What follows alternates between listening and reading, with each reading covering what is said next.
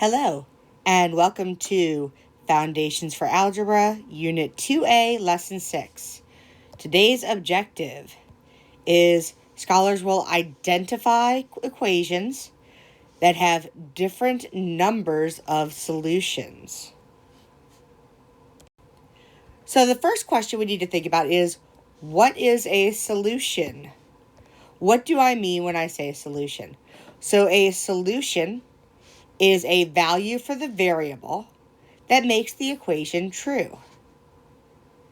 In the equation 3x plus 5 equals 14, the solution is 3, because if I replace x with 3, the equation's true. So watch, if I do 3 times 3 plus 5 equals 14, it is a true statement. 3 times 3 is 9, plus 5 does equal 14. So 3 is the solution because it makes the equation true. So let's look at what is the solution here. Well, we all know the first thing we need to do is our distributive property. So I have 4x minus 3 equals 2 times 2x is 4x. 2 times 1 is 2. My next step is going to be to APE 3 to both sides. So I can see I have a 3 here. I want to get rid of it. So I'm going to add 3 to both sides. 4x minus 3 plus 3 equals 4x plus 2 plus 3. When I combine my like terms, I get 4x equals 4x plus 5. Then I'm going to subtract 4x from both sides. So I have 4x minus 4x equals 4x minus 4x plus 5. 4x minus 4x, I cancel, give me 0. Over here, it does the same thing. I get 0 equals 5. This is not a true statement.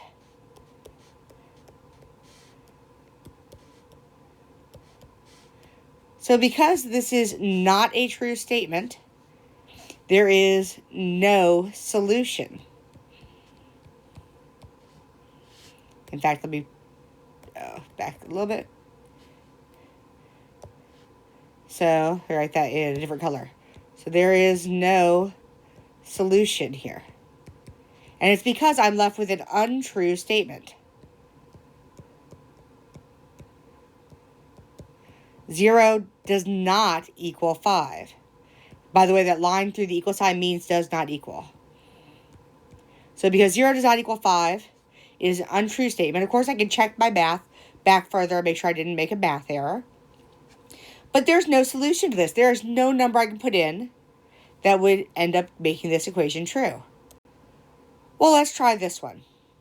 Here again, the first thing we do is my distributive property. 3 times 2x is 6x. 3 times negative 1 is negative 3 equals 6x minus 3. Next thing I'm going to do is I'm going to add 3 to both sides. So I have 6x minus 3 plus 3 equals 6x minus 3 plus 3. When I combine like terms, I get 6x equals 6x. When I divide both sides by 6, I get 6x divided by 6 equals 6x divided by 6, which leaves me with just x equals x when I simplify. So you'll notice as early as right here, we could see that we actually had the number equaling itself. This equation has infinite solutions. It has infinite solutions because we are left with a true statement. We are left with a true statement when we solve this. This is also called an identity. It's called an identity because if you look back where I highlighted here, you can see that I have basically it equals itself. 6x minus 3 equals 6x minus 3. As soon as you get there where you have something equals itself, you know it is an identity and you can actually stop there. Let's try one more. Here, I'm going to use my distributive property.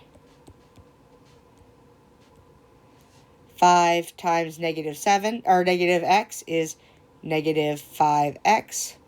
5 times 7 is positive 35 equals negative 3x plus 35.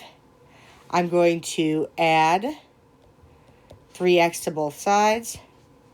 So I have negative 5x plus 3x plus 35 equals negative 3x plus 3x plus 35. Obviously, I didn't leave myself enough space there.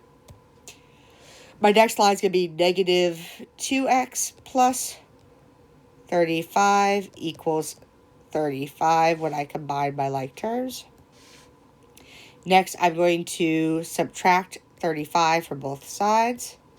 So I have negative 2x plus 35 minus 35 equals 35 minus 35. I'm left with negative 2x equals 0 when I combine like terms.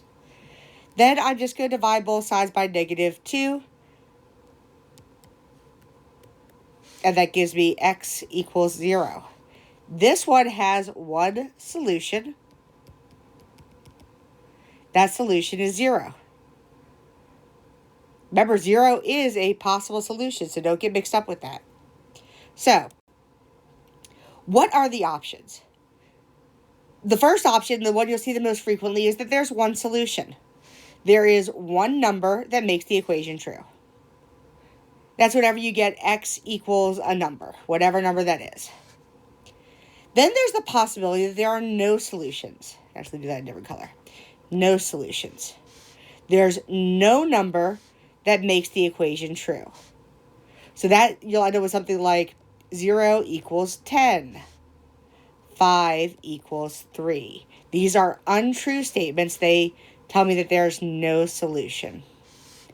Finally, we have the option that there could be infinitely many solutions, infinite solutions. In that case, any number makes the equation true. You'll be left with something like x equals x. 5 equals 5. Okay, so go ahead and try some of these problems on your own, and I'll see you in class.